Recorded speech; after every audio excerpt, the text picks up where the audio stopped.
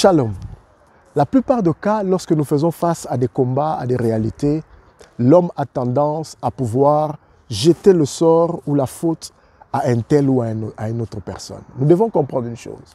Certes, des fois, certaines réalités que nous pouvons vivre dans nos vies qui peuvent être difficiles, ces choses sont dues à plusieurs choses. Ça veut dire des lois ou aussi des malédictions que nous avons pu peut-être hériter de la part de nos parents, de la part de nos grands-parents et toute une génération et toute une lignée. Mais il y a aussi ce que je peux appeler, bien-aimé dans le Seigneur, c'est qu'il y a des portes que nous-mêmes, en tant qu'humains, nous avons pu ouvrir au travers de nos paroles, au travers de nos actions, au travers de notre manière de nous comporter, qui a donné accès à l'ennemi. Ça veut dire que des portes ont été ouvertes et c'est ce qui fait que beaucoup de vies se retrouvent au jour d'aujourd'hui bloquées, coincées, sous des condamnations. Pourquoi? Parce que ces personnes ont donné accès à l'ennemi.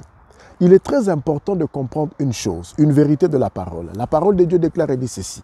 Christ, qui est notre Seigneur, le souverain, a effacé l'acte dont les ordonnances nous condamnaient et qui subsistait contre nous.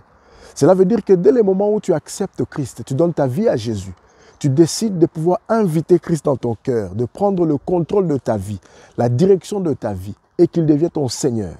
Alors, c'est incompatible qu'en tant qu'humain, en tant que chrétien, que tu continues à trimballer avec toi tes lois et aussi les malédictions. Voilà pourquoi je suis venu t'annoncer et te faire comprendre ceci. Christ a tout aboli à la croix du calvaire.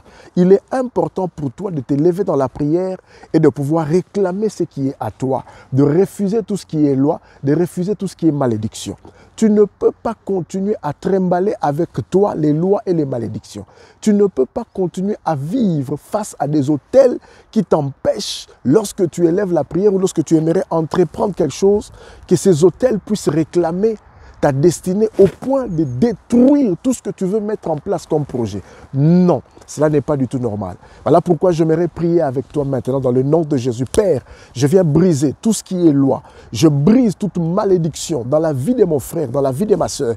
Toute personne qui se retrouve sous la condamnation de l'ennemi. Père, de manière illégale, cette personne est de manière illégale sous cette condamnation parce que Christ a tout payé à la croix du calvaire.